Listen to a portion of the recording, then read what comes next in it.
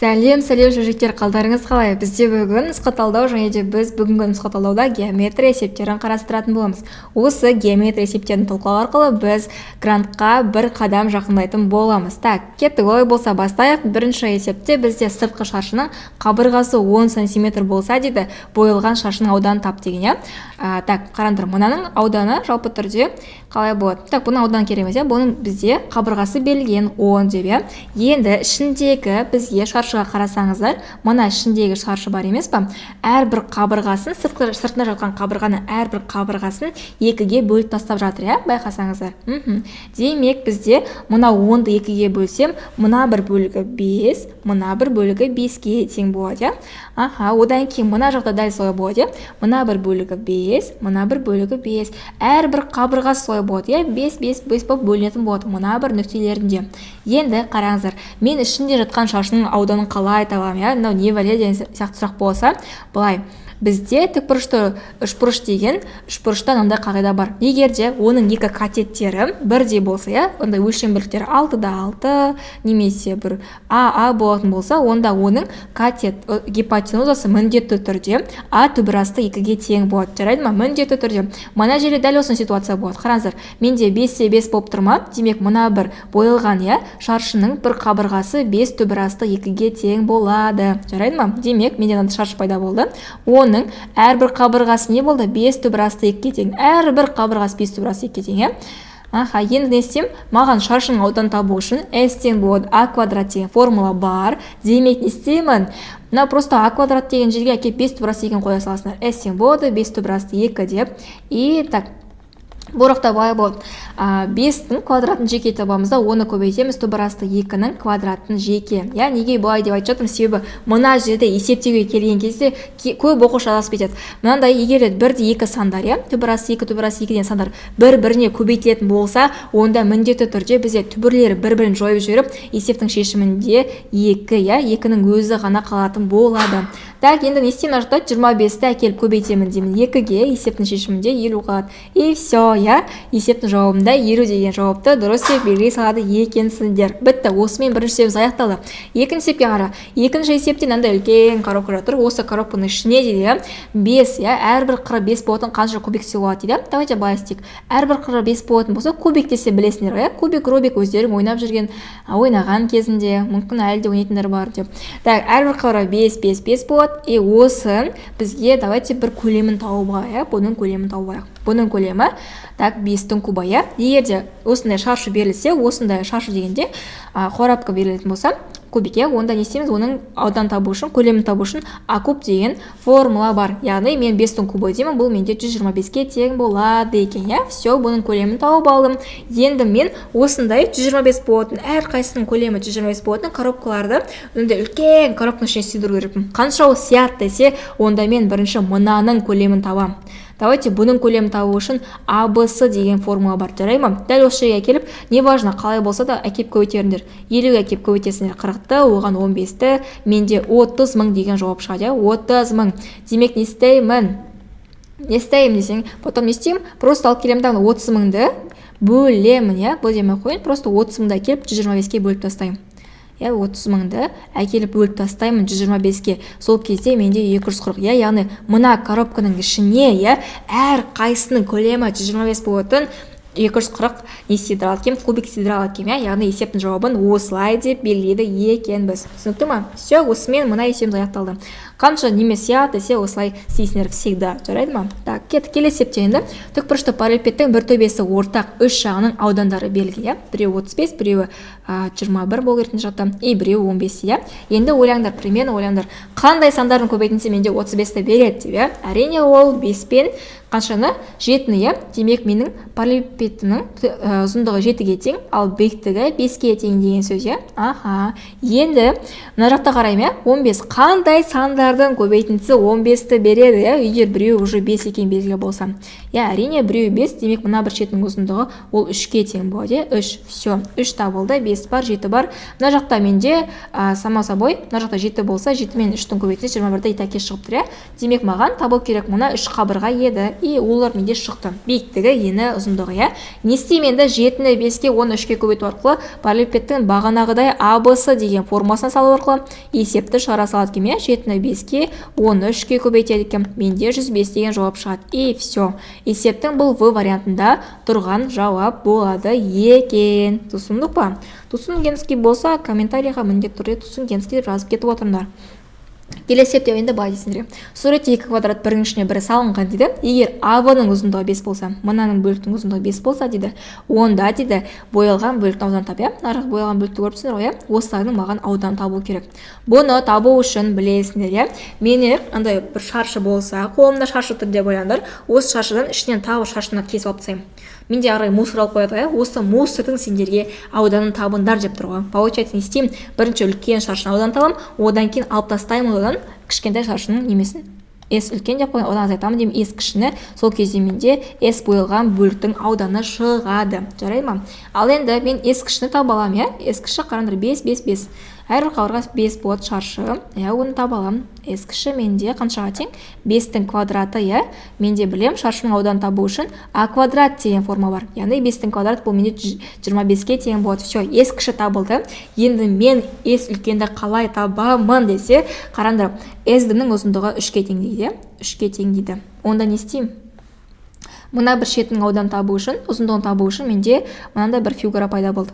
Гипотенузасы 5-ке тең, бір катеті 3-ке тең. Демек, мына жердегі өлшемділік табу үшін менде Пифагор деген не бар еді? Теорема бар еді. А квадрат қосылған Б квадрат тең болады С квадрат деген. Демек, менде мына бір бөлігінің ұзындығын табу үшін А квадрат тең деймін С квадрат азайтылған Б квадрат. Демек, 5-тің квадратынан С деген ол всегда гипотенуза болады, жарай ма?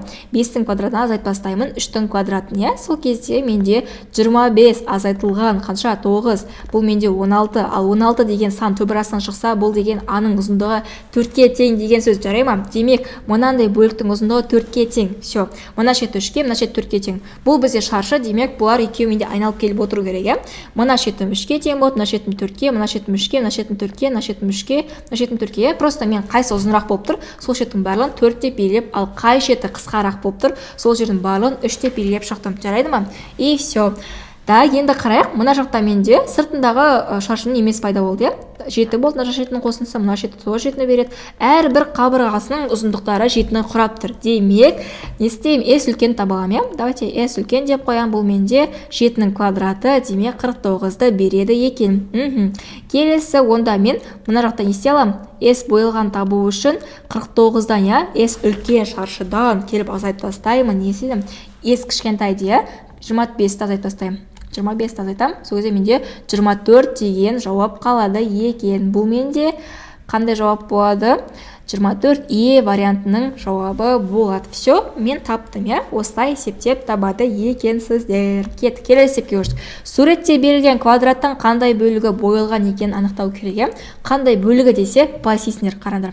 Просто фук деп бүйтіп бөліп шығасыңдар кішкентай квадратиктерге. Менде енді осындай квадратиктер неше бар? 1, 2, 3, 4, 5, 6, 7, 8, 9, 10, 11, 12, 13, 14, 15, 16, 16 штук кішкентай квадратиктер бар. 16 штук, жалпысы 16.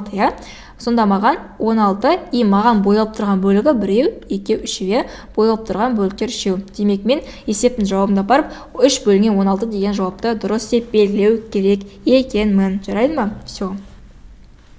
Так, бұл есеп осылайғаны жазылады, өте оңай. Давайте кеттік. Келесі есепте А-ның ұзындығы, мына шеттің ұзындығы 6-ға тең дейді. Онда боялған бөліктің ауданын тап. Бұл жақта маған мынандай нәрсені біліңдер. Тікбұрышты үшбұрыштың маған ауданын табу үшін, ауданын табу үшін АБ бөлінген 2, яғни 2 катетін көбейтіп, оны 2-ке бөлу керек. Катет деген ол мына екі шетінде тұрған сандары. АБ ол ұзындығы, Так, мынау менде АБ дегенде бұл менде гипотенуза, бұл маған керек емес. Не істеймін? Давайте мына бір бөліктің ауданын табамын, Так, бұны табатын болса, менде бір катеті 10, бір катеті 4-ке тең болып тұр. 10 мен 4 көбейтіп 2-ке бөлемін, менде 20 шығады. Давайте мынаны тауып алдым. Бұның ауданы менде S 20-ға тең болды. Енді мына бөліктікін табайын. Қараңдар, мына шеті 4 болса, демек мына бір қабырғасы ол тоже 4-ке тең деген сөз. Ал мына бір қабырғасы қаншаға тең? Егер мына бір, қараңдар, мына бір бөлігі общий 10 болса, мына шеті 6 болса, демек мына шеті 4-ке тең болады дейсіз. 4 пен 6-ның қосындысы менде бәрібір де 10-ды береді. Все, менде тағы 2 катеті пайда болды. 4 және 4, Оны дәл жаңағыдай 4-ке 4-ті көбейтіп, оны нешеге бөлемін? 2-ге бөлемін, Есептің жауабында менде 8 деген жауап шығады. Все, мына бір шеті 8-ге тең екен ауданы. Мына бір бөлігінің ауданы 20-ға тең. Енді мен боялған бөліктің ауданын табу үшін тура жаңағыдай үлкен, тіктөртбұрыштың ауданын тауып алып, жаңағы 8 бен 20-ны бір-бірінен азайта салады екенмін. Жарайды ма? Так, сол кезде менде не болады? Үлкен, так, менде тіктөртбұрыштың ауданын табу үшін АБ, яғни менде 10 мен 4-ті бір-біріне көбейтемін, менде не шығады? 40 шығады. Все, мынандай үлкен тіктөртбұрыштың ауданы 40 болып жатыр. Енді мен осы 40-тан азайтып тастау керекпін. Мына бір шетіндегі ауданды 8-ді, мына бір шетіндегі ауданды 20-ны азайтып тастаймын. Есептің жауабында 12 деген шешім қалады. Демек, боялған бөліктің ауданы 12 сантиметр квадрат, метр квадрат, дециметр квадрат, кете бере, сондайға тең болады деген сөз. Все. Так, келесімізге көшейік. Келесі есебімізде айтады. Заңдылықты анықтап, сұрақ белгісін орындағы санды тап дейді. Бұл жақта не деп тұр? Менің қырларымды сана дейді. Бұл жақта жігіттердің қырларын емес, сондай жігіттер айтады, типа мен 8 қырлы, 1 сырлы деймін. Сондай емес, бұл жақта біздер фигураның қырларын санау керекпіз, жарай ма? Так, қараңдар. 1 қыры, 2 қыры, 3 қыры, 4 қыры, 5 қыры, 6 қыры. 6 осыдан шыққан. 1 қыры, 2 қыры, 3 қыры, артында біреу бар, 4-еу, 5-еу, 6-ау, 7-еу, 8, 9, 10, 11, 12, мынаның тоже 12 қыры бар. Сол себепті 12 деп жазған. Ал енді мына жақта санақ давайте. 1-еу, 2-еу, 3-еу, 4-еу, 5-еу, 5, жанынан санағанда 5-еу бар. Давайте енді ас үстіне анадыр шығамыз, Так, 1-еу, 2-еу, 3-еу, 4-еу, 5-еу, тағы да 5-еу бар. И тағы неше бар? Табанда 1-еу, 2-еу, 3-еу, 4-еу, 5-еу, тағы да 5-еу бар деген сөз. Все. Есептің жауабында менде 15 деген жауап шығады. Яғни, келесі заңдылық ол менде 15 болады екен, жарайды ма? Все, осылай белгілей салады екенсіңдер. Бұл менде В вариантының жауабы болады. Так, келесі есепке. Келесі есепте бізде суретте қырышқа тең кубтардан құралған, фигура берілсін. Фигураның бетінің ауданы тап дейді, бетінің ауданы. Так, менде сендерге айтып кетейін, мынандай кубик Рубиктің толық бетін аудан табу үшін, толық бетін аудан табу үшін мынандай формула бар. Жазып алыңдар. S тең болады 6а квадрат деген, яғни мен бір кубик Рубиктің кішкентай, оның аудан табу үшін 6а квадрат деп белгілеймін. Немесе мынандай бір ғана шаршының аудан табу үшін мен не істейтін едім? S тең а квадрат деп айтатын едім, Енді қараңдар. Менде әрбір қыры 3-ке тең, әрбір қыры 3-ке тең. Демек мен осындай бір квадраттың ауданын тауып алайын. Бұл менде 3-тің квадратына тең болады, себебі әрбір қыры 3-ке тең ғой. Демек, менде бір шетінің беті 9-ға тең. Осындай беттері неше бар деп есептеймін. Давайте на фигураны қарастырайын, үстіне жатқан, Қараңдар, бұның алды бар, арты бар, 2 қыры бар, үсті ғана бар, Асты жоқ, асты жанасып тұр. Демек, бұның 5 жағы бар, 5 немеден құралып тұр? Шаршыдан құралып тұр. Демек, не істеймін? 9-да келіп 5-ке көбейтем, Менде 45 шығады, 45. Енді осындай 45-те менде неше бар? 1 45 бар, 2 45 бар, 3 45 бар, 4 45 бар, Мына 4 фигура бір-біріне ұқсайды, сол себепті мен айтып істеймін, 45-ті 4-ке көбейте саламын, Менде 180 шығады, 180. Енді не істеймін? Мына ортасында менде алды и арты деген пустой оболочка алып қойды, арты. Так, алды бар міне, и арты бар тура осының. Демек, не істеймін? 2-ге 9, не істеймін? 180-ге әкеліп қоса салады екен, 9-ды и 9-ды. Менде есептің жауабында 198 деген жауап шығады екен. Бұл менде В вариантының жауабы болады. Түсінгенсіз? Түсінгенсіз болса, комментарияға түсінгенсіз жазып кете қойыңдар. Так, енді бізде курсты білесіздер, бізде курсымыздың 4 пәнді сіздер бар жоғы 20 000 теңгелік жеңілдікпен сатып аласыздар, Және де жаңа ағымға тіркелу үшін мына байланыс номерге жаза қойыңыздар, Және де егер де сіздер курсқа өздеріңіздің достарыңыздан немесе таныстарыңыз алып келетін болсаңыздар, сіздерге 3 000 мен 5 000 теңге аралығындағы бонус ақша берілетін болады. Оны да алу үшін мына номерге жаза қойыңыздар. Так. кетті. Келесі есепте енді бай. Суретте берілген тікбұрышты параллелепипедтің барлық қырларының ұзындықтарының қосындысын тап де, периметрін тап деп тұр ғой, жалпы түрде. Так, не істейміз? Қараңдар. Мына бір шеттің ұзындығы 16, я? Мына шеті тоже 16, мына шет тоже 16, и артқы жағында менде 16 деген тағы бір сызық бар. Демек менде 16-лардан неше бар? 4-еу бар деген сөз, я? Оған әкеп қосып қоямын. Енді қараңдар, менде мына шет тастайын, бұл маған керек емес, уже 16-лар тауып алдым. Енді 14, я? 14-те мына шет 14, мына шет 14, мына шет тоже 14, и мына шетте тағы бір 14 деген қыр бар. Демек 14-ті әкеп 4-ке не істеймін? Көбейтемін дейме. Оған әкеп қосып қоямын. Нешені? Оған әкеп қосып қоямын. Енді 9 деген қырлар қалды. 9. Енді 9 деген қырлар қалды. Не істеймін? 9-ды, мына бір шет 9, мына бір шет 9, мына бір шет 9, и мына бір шет 9, я? Демек 9-ды әкеп 4-ке қосамын деймін, я? 4-ке көбейтіп қосамын. Так, 9 көбейтілген 4 деймін. Так, енді осының барлығын есептеп шықсам, есептің жауабы шыға келеді екен, я? Так, сол кезде менде 156 деген жауап табамын. Все, есептің жауабында бұл Д варианты болады екен. Кеттік, келесі есепте суретте берілген АОВ үшбұрышының ауданы, я? Мына үшбұрыштың мынау екен ғой, мынау екен. Так, осылардың ауданы дейді. АВС-ды, я? Мына дәудің қандай бөлігін құрайды? Егер қарасыңдар 1, 2, 3, 4, я? 4-тен 1 бөлігін құрап жатыр деп айтасақ болады. Болды. Бұл менде дәу аудан. Ол 4-ке бөлініп тұр. Демек 4 бөліктің бірақ бөлігі боялып тұр. Сол себепті мен 4-тен 1 бөлігі боялып жатыр деп жауапты белгі салады екенмін. Түсінгенсіз? Так, келесі есепте енді берілген, я? Бойынша шеңбер конус тәрізді сәукеле тігу үшін қанша мата алу керек екенін табыңыз, иә? Так, бұл жақта бізде конустың толық бетінің ауданы бар. Толық бетінің ауданы деген форма жазылғандар. PRL қосылған PR квадрат. Осы форманы жаттап алуларыңызды сұраймын, иә? Так, енді менде L деген, я? P дегенді білеміз, R деген радиус, я? Радиус менде белгілі, ол 16-ға тең дейді. P-ді беріп қойған, енді мен L-ді қайдан аламын. L-ді табу үшін маған не бар? Мына бір шетіндегі ұзындық осы менде L болады. Бұл деген қараңдар 30 и 16. Не болып тұр?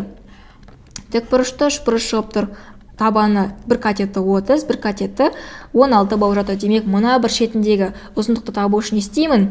30-дың квадратына әкеліп қосамын 16-ның квадратын. Менде 900 қосылған 16-ның квадратын есептейік. 16-ның квадратын есептеп тастайық. Так, 16 көбейтілген 16 көбейтілген 16, бұл менде береді 256-ны, 256, бұл менде болады 1156, ал 1156 деген сан менде қателеспесем 34 деген санның несі болады екен? Түбір астында шығады, 34 деген санның квадраты болады. Демек мен тауып алдым, гипотенуза 34-ке тең екен. Все, мына L деген зат бізде неге тең екен? L 34-ке тең екен. Бірақ бізге не айтқан? Сәукеле деп тұр, сәукелені сен басыңа бет мына жаққа домалағын қойып қоймайсың өстің, сәукеле ол басқа келу керек, табандағы домалақ бізге керек емес. Демек бізге есептеген кезде тек қана мына бір шетін есептесек жеткілікті болады, жарай ма? Мына бір шетін PR квадратты бұл шетіне есептемейміз, себебі сәукеленің асты тесік болады. Все. Не істейміз? S деп қояйық. P, RL, демек P бізде 3-ке тең, R бізде 16-ға тең, 10 әкеп көбейтеміз дейміз, 34-ге, бұлардың барлығын өздері көбейтіп шығайық. Так, сол кезде бізде қанша деген жауап шығады екен, Так, 48-ді көбейтейік, 34-ке есептің жауабында 1632 деген жауап шығады. 1632, бұл менде А вариантының жауабы болады екен. Все, осылай анықтап табады екенсіздер. Келесі бір фигура, ол менде суретте берген мәліметтер бойынша цилиндр тәрізді ыдысқа қанша шұбат сияды дейді. Так, көлем табу керек. Көлем табу үшін цилиндрдің көлем табу формасы PR квадрат H деген формула. Жарайды ма? Осы формамен анықтап табасыздар. Окей? Так, енді бұған әкеп саламыз. В тең болады дейміз, P-дің мәні бар 3. Радиусымыз 15 болып тұр, радиус бізде 15-ке тең болып тұр. H-ымыз бізде 50-ге тең болып тұр. Демек, 3-ті әкеп көбейтеміз 50-ге, и оны көбейтеміз 15-тің квадратына, Сол кезде бізде 3350 деген жауап шығады. 3350, бұлар бізде бұл сантиметр квадрат болып тұр. Ал бұны литрға айналдырған кезде не істейміз? Мыңға бөліп тастаймыз, Бізде 33,175 деген жауап шыға келеді литр. Так, бұл менде D вариантының жауабы болады екен. Түсіндік па? Так, кеттік, келесі есепке көштік. Роза гүлдерін отырғызатын жердің аумағы суреттегі боялған жермен көрсетілген дейді. Мұндағы ОА қараңдар. Мына бір бөліктің ұзындығы, қап-қара не бар еді? Басқа цветлайық болмайды. Так, ОА бізде 3-ке тең дейді, ал ОВ бізде 5-ке тең дейді. Так, мына қап-қара бөліктің сендерге аудан тап деген. Так, оны табу үшін бізде домалақ шеңбердің аудан табу үшін S тең болады πr квадрат деген формула бар. Біз бірінші үлкен мына домалақтың не істейміз? Аудан табайық. Үлкен домалақтың аудан табу үшін жалпы түрде бағанады ғой, ес үлкеннен ес кішіні азайтып тастап, ес бойлаған табамыз, жарай ма? Ес үлкен табайық, ол бізде пи бізде 3-ке тең, радиусымыз қаншаға тең болып тұр? Радиус 5-ке тең болып тұр, ОВ 5-ке тең дейді. Демек 5-тің квадратына бізде 75 шығады, 75, одан кейін енді ес кішін табайық. Ес кішін табатын болсақ, пи 3-ке тең, қараңдар, радиусымыз ОА, ол 3-ке тең, көбейтеміз 3-тің квадратына, бізде 27 деген сан шығады. Демек бізге ес бойлаған табу үшін істейміз, 75-тен әкеп азайтып тастаймыз 27-ні. Есептің шешімінде 48 деген жауап шығады. И все. Бұл менде С вариантының жауабы болады екен. Түсіндік па? Так, кеттік, келесі есепке көшейік. Келесі есепте айтады, 6-шы қабаттағы ғимараттың көшеге қараған жағының әр қабатында бірде 2 терезе бар, Так, давайте бетей салайық. Бір стена салайын, бір стена, бір қабатының стенасын салам. Ол жақта менде терезелер бар екен андай. Екеу, екеу дейді. 2 терезе бар дейді. Терезенің ұзындығы берілген екен, 1,6 и ені дейді 1,4. Айна, керісінше қойын. Жарайды, 1,6, 1,4 и 1,6 дейді, 1,6 дейді. Так, енді айтады, ғимараттың осы жағының табанның ұзындығы, табанның ұзындығы дейді 10-ға тең дейді, 10-ға тең дейді. Ал оның биіктігі 3-ке тең, биіктігі 3-ке тең. Так. Давайте енді айтады, ғимараттың көшеге қараған жағын бояу үшін кететін бояудың массасын табу керек. Бірінші әрбір қабатта, бірінші қабаттың ауданы есептеп алайық. Оны есептеу үшін не істейміз? Жалпы ауданын, жаңағыдай S жалпы аудан азайтып тастаймыз. S 2 кішкентай бар, 2 еселенген 2 кішкентайлар бар. 2 кішкентай терезен аудан азайтып тастаймын. Сол кезде менде жалпы мына жақтағы мыналардың боялған бөліктің аудандары шыға келеді. Так, S жалпын табатын болсақ, 3-ті әкеп 10-ға көбейтеміз, бұл кезде 30 шығады. 30. Так, бетес қойық. S жалпы ол бізде 30-ға тең. Енді S терезенкін табайық. S терезенкін табайық. Оны табу үшін біз 1,6-ны көбейту керек. Біз 1,4-ге, бізде қанша шығады? Так, көбейтек. 1,6-ны көбейтеміз 1,4-ге, бізде 2,24 шығады. Кене 2,24 шығады. Бірақ бізде осындай терезеден екеу. Сондықтан біз 2,24-ні істейміз, 2-ге көбейтеміз, Сол кезде бізде 4,48 деген жауап шығады. 4,48. Енді осы 4,48 менде пустой место, ол терезенің орны. Ал маған стена керек. Сол себеп не істеймін? 30-дан келіп азайтып тастаймын 4,48-ді, Сол кезде менде жаңағыдай боялған бөліктің аудандары шыға келеді. Бұл менде 25,152 деген жауап шығады. Маған бір стенаға, бір қабырғаға 25,52 кетеді екен, бірақ менде 6 этаж ғой, 6 этаж, не істеймін? 25,52-ні алып келіп, әрбір этажға көбейтемін, әрбір этажым 6, яғни 25,52-ні 6-ға көбейтемін, менде 153,12 деген жауап шығады. 153,12 шығады. Енді не істеймін? Так. Енді маға айтады 1 метр квадратқа дейді, кететін болса дейді 0,5 килограмм бояу, онда 153-те 12 метр квадратқа қанша бояу кетеді дейді. Осыны табу үшін істейміз, оларды өзара крестиктап көбейтеміз, Крестиктап көбейткен кезде қалай? Былай, 153-те 12-ні 0,5-ге көбейтіп 1-ге бөлу керекпіз. Так, 153-те 12-ні көбейтіп 0,5-ге, оны бөліп тастаймыз, 1-ге. Так, сол кезде есептің жауабында менде шығады екен 76,156, Так, все. Есептің В деген жауабын белгілейді екенсіздер, Бұл да бізде геометрия есебі, бірақ суретсіз берілген екен. Так, осылай шығарамыз. Так, келесі есепке көштік. Келесі есепте айтады, су толтырған текшенің ішіне көлемі 36 дециметр шар салынған дейді. Так, текше дейді, давайте текше. қанша су төгіліп кеткенін табу керек. Бірінші мынандай текше берілсе, иә, текшенің әрбір қырын табуға давайте. Текшенің әрбір қырын табу үшін не істейміз, иә? Бағанағыдай v тең болады а куб деген формулада біздің v уже белгілі болып тұр, иә? Ол 36-ға тең екен. Демек біздің 36-мыз тең дейміз а кубқа. Ага, текшенің көлемі а кубқа тең. Негізі непонятно, значит 216 болу керек сақтан. Значит 216 болсын. Давайте. Так. 216 деген нәрсе бізде қандай заттың кубы болады? Әрине, ол бізде 16 деген санның кубы болады. 6 деген санның кубы. Бізде а табылды. Әрбір қабырғасы бізде нешеге тең екен? Әрбір қабырғасы, давайте а бізде 6-ға тең болып тұр. Әрбір қабырғасы 6-ға тең деген сөз. Енді қараңдар, бұның ішінде, давайте мен төбесінен қараймын, осы шаршының төбесінен қараймын. Сол кезде менде бұның ішінде не жатыр деген сөз? Бұның ішінде менде шеңбер жатыр. Және де бұның әрбір қабырғасы 6-ға тең болса, мына шеңбердің диаметрі де 6-ға тең деген сөз. Шеңбердің диаметрі 6-ға тең. Демек, шеңбердің диаметрі арқылы мен d тең болады EKR деген формуланы пайдалану арқылы нені таба алады екенмін? Оның радиусын таба алады екенмін, иә. Радиусы қаншаға тең? Радиусы ол менде әрине 3-ке тең болады. Все. Енді маған шеңбердің көлемін табу керек. Шеңбердің көлемін табу үшін менде v тең болады. Қанша болады? 4 r куб, пи бөлінген 3. Бірақ менде пи туралы әңгіме айтылмаған, вообще айтылмаған. Не істеймін? Пиді бай есептей беремін. Онда 4 әкеп көбейтемін 3-тің кубына деймін, оны бөлемін деймін 3-ке, және пи бар.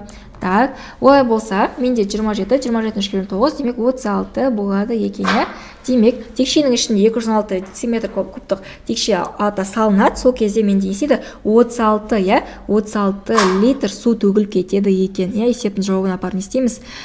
В деген вариантты дұрыс деп белгілейді екенсіздер. Все, осылай табатын есеп. Так, все, осымен олай болса біздің нұсқа талдауымыз аяқталды. Соңына дейін көргендер лайк, комментарий міндеттер жазып кетіңіздер. Енді өзіңе сен өзіңді алып шығар, еңбегі мен ақылың екі жақтап деп Абай Құнанбаев айтқандай, тек қана өздеріңе сендер, сендер қалай еңбек етесіңдер, сондай нәтиже аласыңдар. Просто так жүрсеңдер, ешқандай жетістікке жете алмайсыңдар. Сол себепті қазірден ерінбей тұрып еңбектеніп оқыңыздар. Так, олай болса, келесі нұсқа талдауда кездескенше сау болыңыздар. Всем пока!